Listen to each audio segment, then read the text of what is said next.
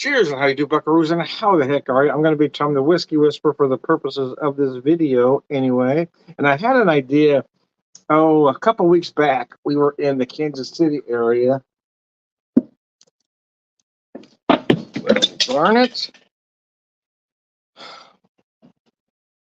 Live video. Anyway, trying to pick something up here, and I can't get it. My assistant over here, anyways.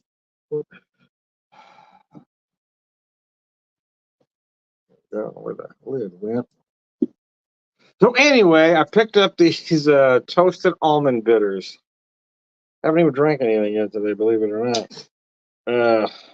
Wow. Right? Yeah, I get it. It's on this side of it. Oh, okay.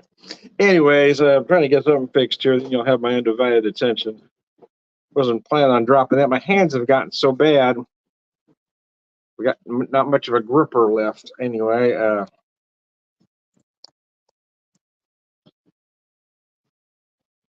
There we go. Let me fix this real quick.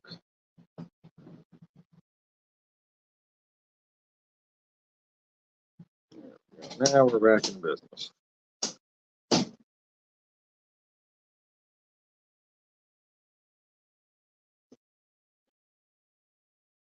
Okay. Anyways, I digress. Can't get anything to work with me at the moment. My hands have just gotten bad. Anyways, I am Tom the Whiskey Whisperer. Forget that first part. We'll just pretend to edit that out. Anyways, a couple 3 weeks ago, I guess we're in the Kansas City area. And I'm always looking for different bitters. And I haven't seen this one here in my neck of the woods, but I found it at a little store in Kansas City. Toasted almond bitter. So as soon as I picked those up, I had an idea to kind of do a little riff on a Manhattan. I'm replacing the sweet vermouth with the amaretto, the Disaronno here. So what I did here is I used 2 ounces of this beautiful Madeira cask finished rye from Lifted Spirits out of Kansas City. So I've got 2 ounces of that. I've got an ounce of the I've got an ounce of the amaretto and a few dashes of those toasted almond bitters. All winter long, I do different versions of a Manhattan. I did several last year and the year before. When I've used Applejack in place of sweet vermouth. But I haven't tried the amaretto, and I'm not really sure why. But once I found the toasted almond bitters, it seemed to fit over. I needed to buy the amaretto. Once I had the toasted almond bitters, it just made sense. So we've got a kind of a nutty Manhattan concept going here.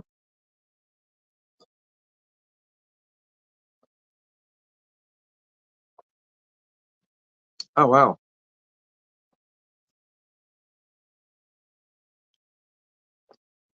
Oh wow, that's delicious. That's incredible. Yeah. Wow, that is really good.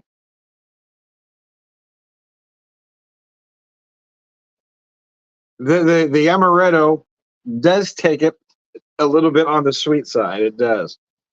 So might play around with the rye that I use. I think I might want to use it. Well, my idea was to use this one because of the Madeira notes, right? But I may want a bolder rye to balance the sweetness of the amaretto.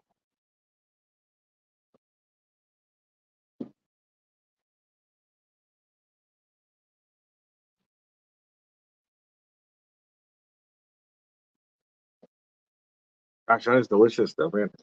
That right there is a holiday cocktail. That is a perfect holiday cocktail. There should be more of an after dinner cocktail. I should have did the martini cocktail first, and then this one later in the day.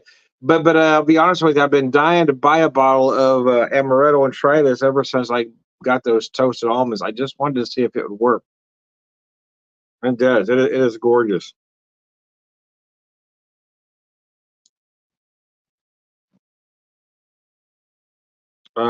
Yeah, so I wouldn't, because of the sweetness of the amaretto, I wouldn't be afraid to use a very, very bold rye. or even a bourbon if you so desire. However, for me, I would use a traditional bourbon that uses rye as a secondary. I wouldn't use a wheated bourbon. I think it'd be way too sweet. Then again, I think wheated bourbons are too sweet for an old fashioned. And I notice a lot of folks younger than I seem to prefer that wheated bourbon in an old fashioned. For me, if you're going to use bourbon in an old fashioned, it really needs to be a traditional. Otherwise, it is way too sweet.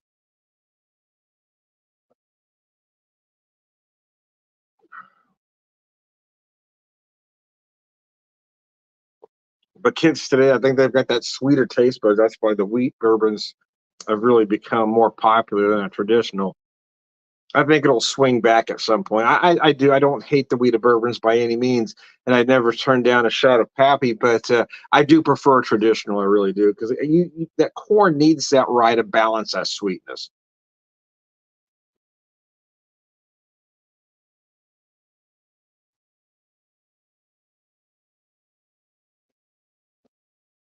But then again, a lot of it does kind of depend on the barrel, the cooperage. Some are definitely better than others. Oh man, this turned out better than I expected. That is really delicious, man. It's definitely a fireplace cocktail, right? No, this isn't really my cabin. Just in case you weren't sure, I just wanted to create a mood, wanted a little rustic cabin vibe. Had a fire, a little cocktail. See what I was going for there?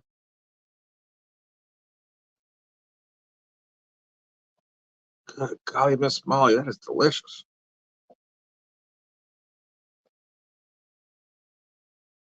Those toasted almond bitters are really nice, though, too. You do get those toasted almond notes, and you get the sweet almond notes from the amaretto.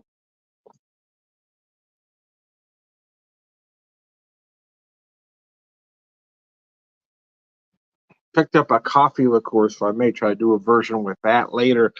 In the past, you've all seen me do. I've used this cafe Amaro.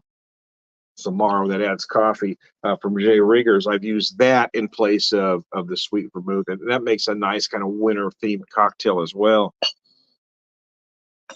With the herbal notes of the Amaro with the coffee notes is really nice.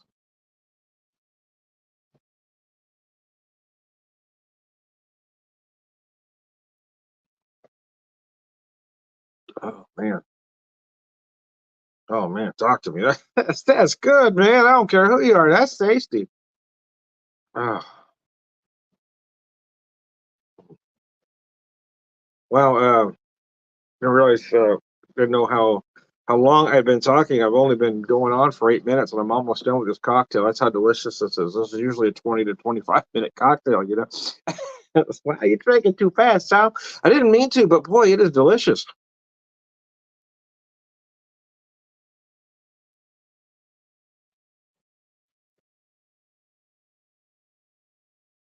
It does remind me why I don't drink amaretto, though. Amaretto is very sweet. Even with this rye, it is incredibly sweet.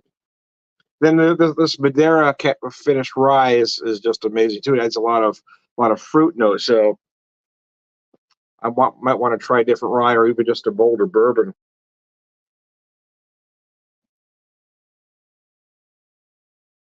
I've got this West Bottoms Kansas City whiskey that uses a little bit of Oloroso sherry that might be interesting in here as well. But like I say, start at the top and then work your way down. Don't start at the bottom, work your way up. Now, have your best stuff first, and then work your taste buds down. And when you have company, start with the good stuff, and then gradually hide that bottle and have the other. They won't know the difference. Pour them the other stuff. A lot of them will say they can, but after the second drink, they won't be able to tell the difference. They just won't. They might think they can, but they can't.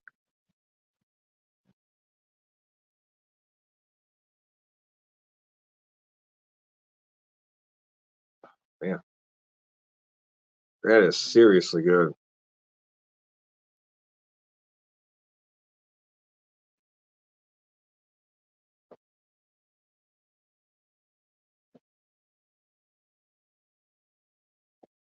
Yeah, I did intentionally try to slow myself down, but Man, this thing is just delicious. The cherry. So yeah, of course you want to use the right cherry, right? And of course you got the Luxardo and the Marascus. Those are the traditional cherries to use. You can't get around that argument, but they also run about $24, $25 a jar, which is rather expensive. What I'm using here, I guarantee if I put this in your cocktail, you wouldn't be able to tell the difference. You wouldn't be able to tell that it wasn't the Marasca or the Luxardo. It is the Collins, and it runs $10 a jar, and it's still a dark cherry.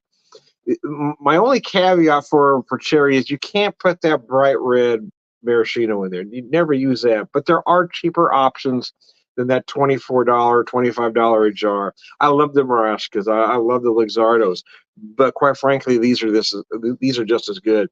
And I'm not eating the cherry anyway. I know a lot of folks do. For me, it's all about the garnish. I'm not a big cherry fan, but a Manhattan's got to have a cherry in it. So anyway, I digress. I am Tom, the Whiskey Whisperer, Whiskey Evangelist, prolific whiskey drinker, purveyor of wisdom and